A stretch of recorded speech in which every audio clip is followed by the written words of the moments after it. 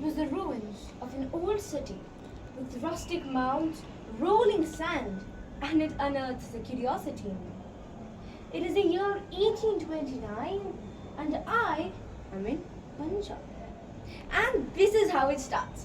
I am Tanisha, here not to tell a boring speech on history, but to deliver before you a rendition on India's oldest and most advanced civilization. What I said earlier was in the perspective of British EIS officer James Lewis. Fed up of his company's antics, he decided to change his identity and travel the uncharted. Little did he know, what he just saw with his eyes was something untangible and untangible. At this time, there were very few civilizations, hardly 3 or 4. After all, we are talking about the 8000 BCs. There were the Mesopotamians, Egyptians, Chinese, and the Harappans. Earlier, people believed that the Mesopotamian is the oldest civilization. But later, we came to know that it's Harappan because of the Mound of Dead. Now, what's this Mound of Dead? It was the buried tabulary of many skeletons and their fossils, which told us, with the help of carbon dating, how old it was. Now, let's get off with this boring stuff and let's jump into the interesting bit. You'll be shocked to know how interesting, advanced, and civilized their whole society was. They had a standardized brick size with 2-story buildings, proper lanes, plannings, urbanization. They had each house having a bathroom, a toilet, a bathing area, with special area for bullock carts, special area for walking, with trees and dustbins, public pools and wells and what not. We consider ourselves living in a great economy like India.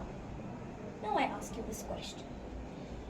Does every child in our country has a roof to cover their head? Accessible toilets on the streets? Proper footpaths and cycling roads? No. The dirty answer to this is we get swimming pools just after one day of continuous rain. Can't we question the drainage system for that? In the end, I just have one message to tell you. I feel this is a turning point where we must look into the past and find mysteries, find links, find things which can help us decode and answer many of our questions.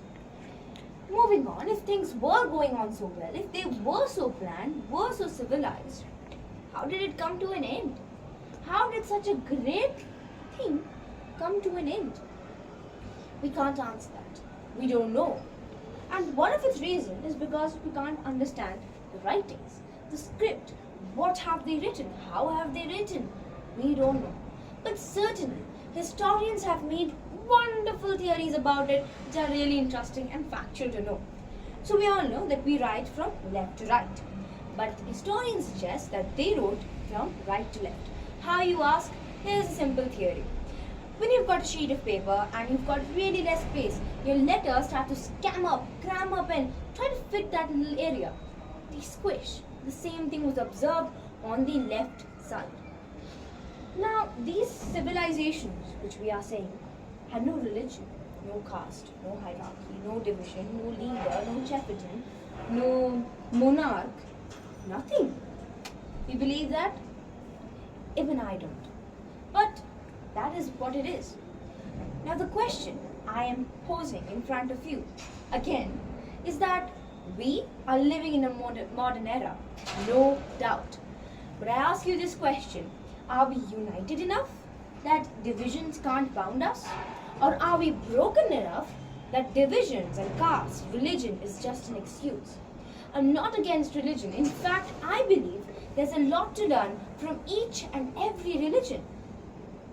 Now, if our unity is so weak that a hate speech can break us, then there's no point of this unity. I believe that the unity should be strong enough that hate speech is not hateful enough to break us. Now this was my lecture on history, my point of view as Tanisha. Now, a lot of us have a lot of history, a lot of past and a lot of things to share. apart from sharing, let's take a view into learning.